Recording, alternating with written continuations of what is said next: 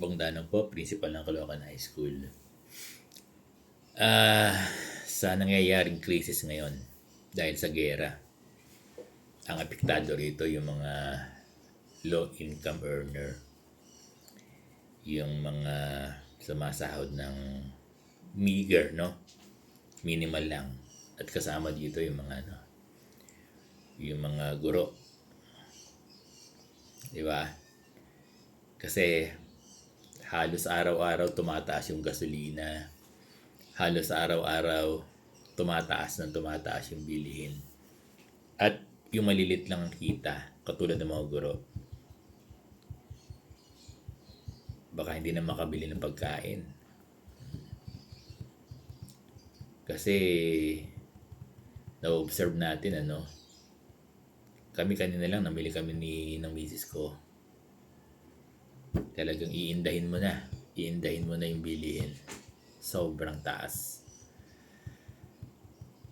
Ngayon, anong measure ng ating government, Anong measure ng ating President Bongbong Marcos? Anong measure ng DepEd? Particular na lang dito sa guro. Kasi hindi natin po pwedeng pakailaman yung ibang sektor Di ba? Ang pwede lang natin maging concern ay yung concern ng ating pamilya, ng DepEd, ng ating mga guro in particular. Papaano na po? Talagang araw-araw. Kung dati wala pang krisis, kasi maraming guro ang garnish Maraming guro ang garnish. Maraming guro ang nakasanla. Maraming guro ang 5,000 na lang ang take out. Iba wala na, Before crisis, ganun na yung situation nila. Kapi lang po. Ngayon nagkaroon ng krisis. Matagal-tagal na rin. Halos may buwan na rin,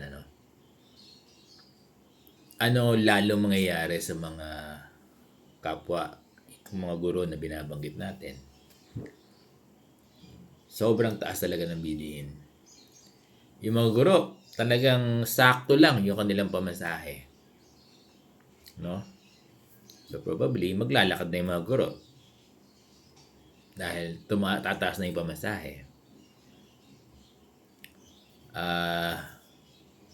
Walang binabaon sa school, mas lalo na wala nang babaon, Kung kumain yung pamilya, isang beses na lang.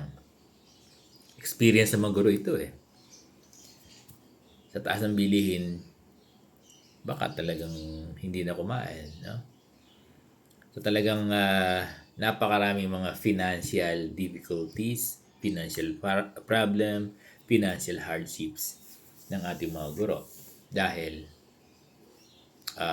kung sumasahod man sa ATM nila, kung may sinasahod man sila, talagang hindi nasasapat, Kaya sa panahon na ito lalo na sana mapakinggan ng mga ahensya na nagkakaroon tayo ng appeal. Sa mga agency, nagkakaroon tayo ng ating hinaing request.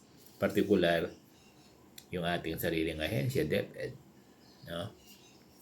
Meron tayong kahilingan sa Bangko Sentral ng Pilipinas na sana yung mga garnish ay magawa ng paraan ng ating Chief Justice na hindi lahat kinukuha ng mga plaintiff.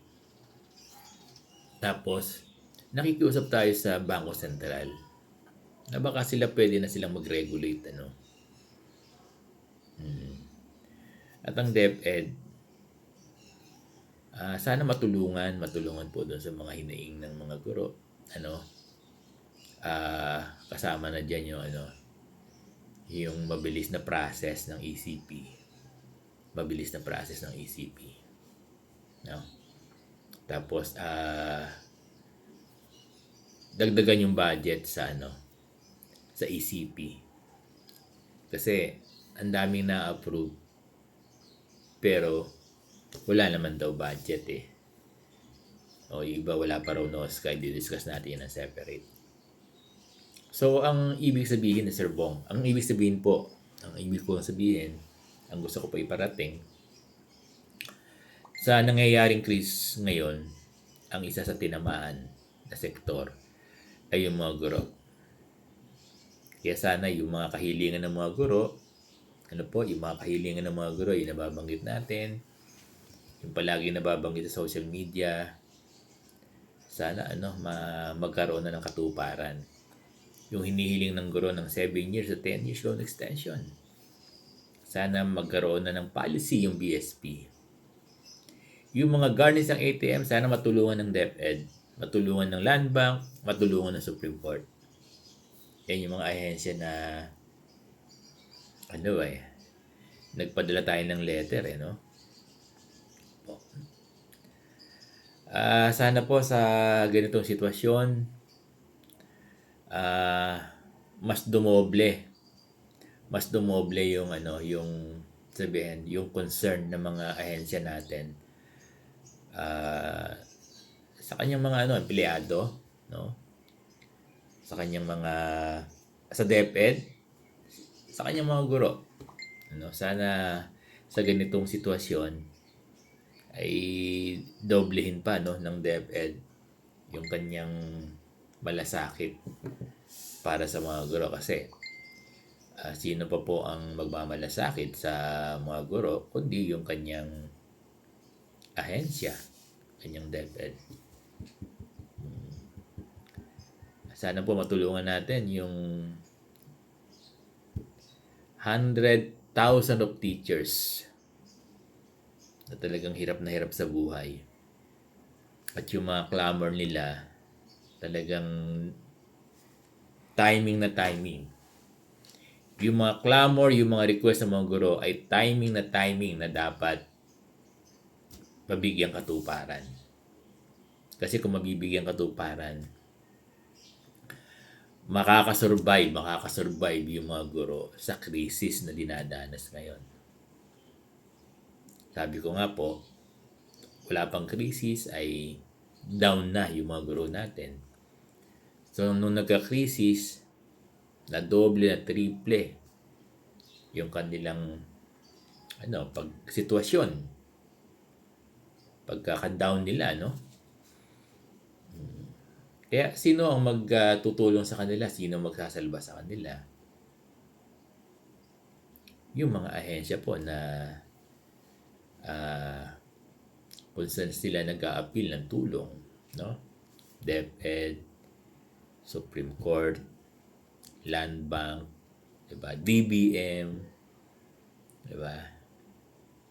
So yan po yung yung mga ahensya na alam natin na makakatulong sa mga guro sa buong Pilipinas. At sana huwag ipagkait, Huwag po sana ipagkait ng mga ahensyang ito yung tulong. So sana po nauunawaan nyo yung kalagayan, lalo na ngayon na tumriple, doble, triple yung hirap na dinadanas ng mga guro. Sabi nga po nung iba na may mga pera, mag-imbak na raw dahil tataas daw ng tataas. Paano mag-iimbak? Wala nga pong pambili ng maiimbak. Ganun Pero sa may mga kaya, madali lang sa kanila. So, sana po nauunawaan ng ating mga ahensya, Maraming salamat po.